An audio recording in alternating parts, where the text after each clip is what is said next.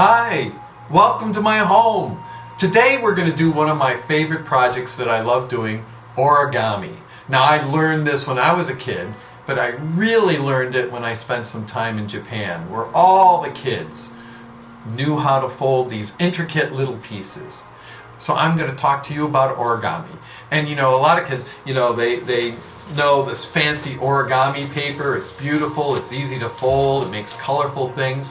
But you don't really need it. If you have it, great. If you want to get some, that's great. But you really don't need it. And a lot of times in class, I just use plain white paper. And you might say, well, I don't have that at home either. Well, do you have an old magazine? Magazines are actually some of the best paper to work with. What I would do is I'd ask your parents to help you cut the paper out. Because when they cut the paper out, you want to make it as straight as possible. So you got pages and pages. You got stuff to make origami creations all over the place. Now origami in Japanese it's a Japanese word. Ora means to fold. Gami or kami means paper. Put them together, origami, it actually means folding paper. They have another craft that they do called kirigami. Now we already know that gami is paper, but kira means,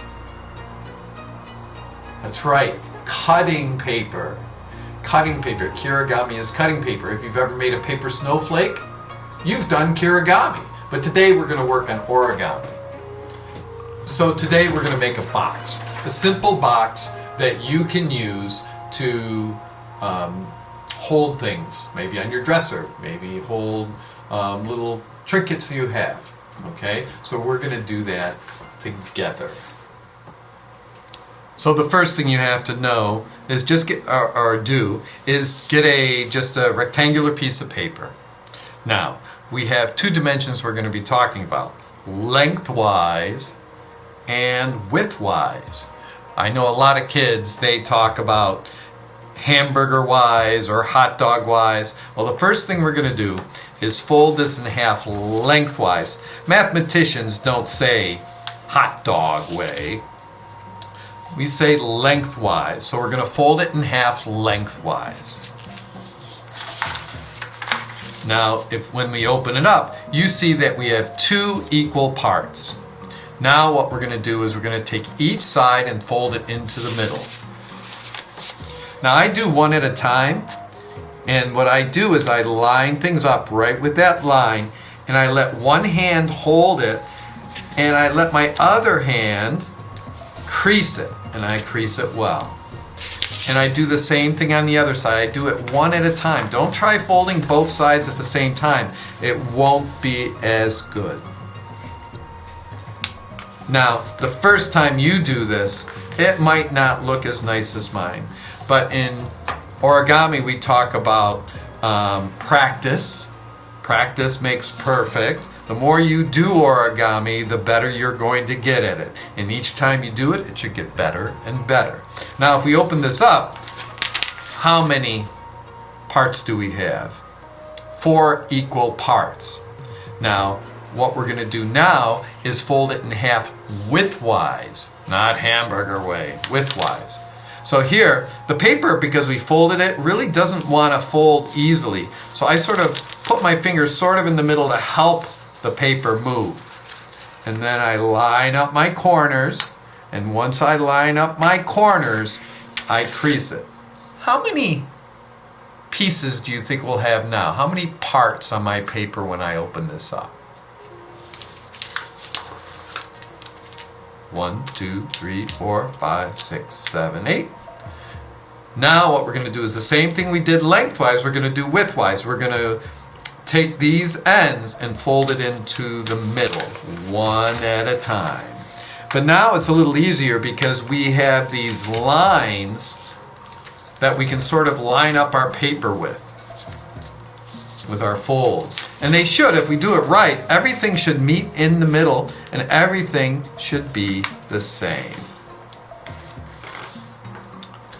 How many pieces do you think we'll have now, or how many parts?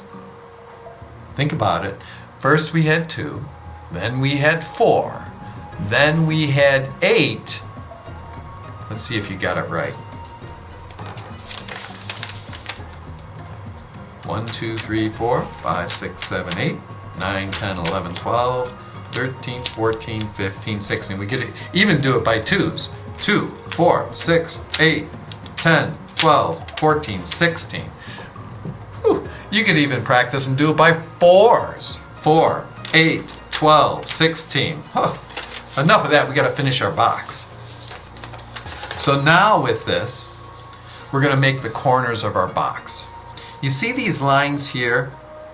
We're going to fold this corner over to that line. Just watch. I'm going to fold it and I line it right up on that line and I crease it. You see how it lined up right with that fold mark I had there? It doesn't go to the middle of the paper. So I got a nice rectangle, a nice triangle there. And I'm going to do the same thing with each and every side. And if I do this right, I should have 4 identical triangles. We're almost done with this project. So what I do is I crease it well, because the next part is we don't want these corners coming undone. Now what we have to do, you see how we have a little gap here, we have a little space. This is a flap that we're going to fold over, but we have to be careful because right here the paper is folded down. It doesn't want to bend, so I sort of have to help it. So I pinch it a little bit so it helps that. And we're going to fold this right over those triangles. And if you look, it's nice and snug right over those triangles. This is what we call a locking fold. It locks our corners in place. And I do the same thing to the other side.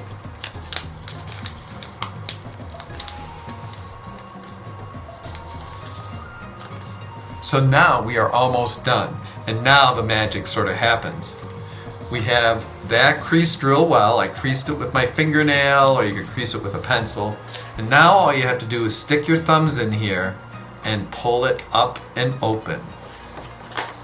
And magically this box opens. And I just pinch the corners, which helps it to stay up more. And we're all done. And we have a little box that we can put things in on our dresser.